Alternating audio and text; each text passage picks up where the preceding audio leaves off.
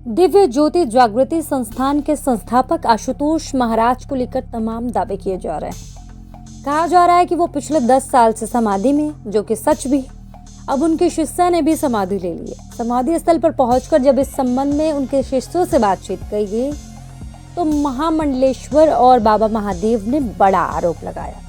लेकिन इसी बीच social media पर लोग तमाम सवाल कर रहे हैं। लोग सवाल पूछ रहे हैं कि आशुतोष महाराज समाधि से कब वापस आएंगे, उनकी शिष्या ने जो अभी समाधि ली है वो कब जगेंगी। इसी के साथ आपको बता दें कि महामंडलेश्वर और बाबा महादेव ने जो आरोप लगाया वो बहुत ही ज्यादा हैरान करने वाला है।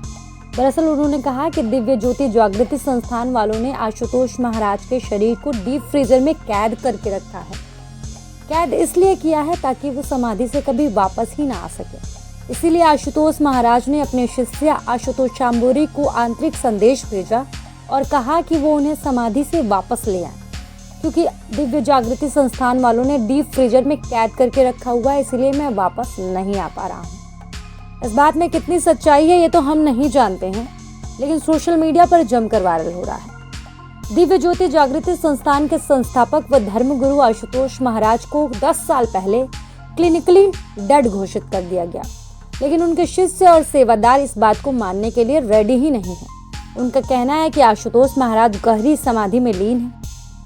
अब यूपी की राजधानी लखनऊ के आनंद आश्रम में साध्वी गुरु मां ने 28 जनवरी को समाधि ले ली और उनका समाधि लेने का कारण था कि वो अपने गुरु को जगाने जा रही हैं, वापस लाने जा रही हैं।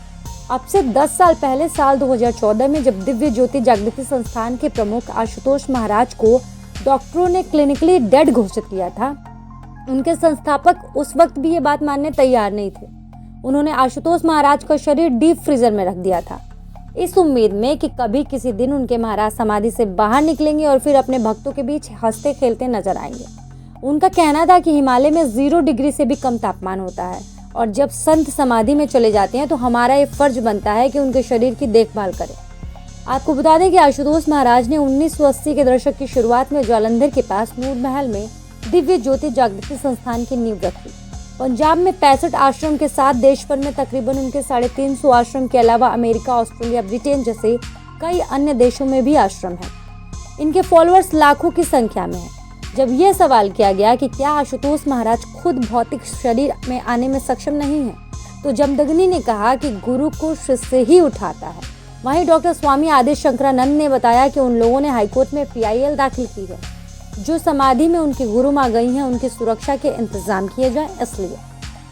उन्होंने बताया कि डॉक्टर की एक टीम आई थी, उन्होंने जांच की, गुरु मां की पल्स और हार्ट बीट नहीं चल रही है, लेकिन डॉक्टर और विज्ञान इस बात से हैरान है कि जब उन्होंने ECG किया तो उनको हलचल महसूस हुई। अब हम लोगों ने मस्तिष्क की जाँच के लिए प्रशासन से कहा है, जो डॉक्टर आए थे उनको भी प्रशासन ने ही भेजा था। दूसरी तरफ आश्रम के शिष्यों का दावा है कि उनकी गुरु मां समाधि में चली गई हैं, जल्दी समाधि से वापस आएंगी और वो आशुतोष महाराज को भी वापस लाएंगी। अब आश्रम के ऊपर जिस कमरे में गुरु मां ने समाधि ली है वहां तक जाने की मनाही है, सिर्फ दर्शन करने के लिए जाने दिया गया, लेकिन उससे पहले मोबाइल, पेन, बैग सब कुछ जमा करा लिया गया। साथ ही अंदर जाने के लिए मेटल डिटेक्टर से स्कैनिंग भी की जा रही है। जो वहां पे गए थे उन्होंने बताया कि जब खिड़की से अंदर झांक के देखा गया तो कंबल के अंदर वो लेटी हुई थी, मुंह ढका हुआ था। ऐसे में समाधि की सच्चाई क्या है ये तो सिर्फ गुरु मां ही जानती हैं और उनके जो इर्द गिर्द मौजूद सेवादार हैं वही लोग जानते हैं।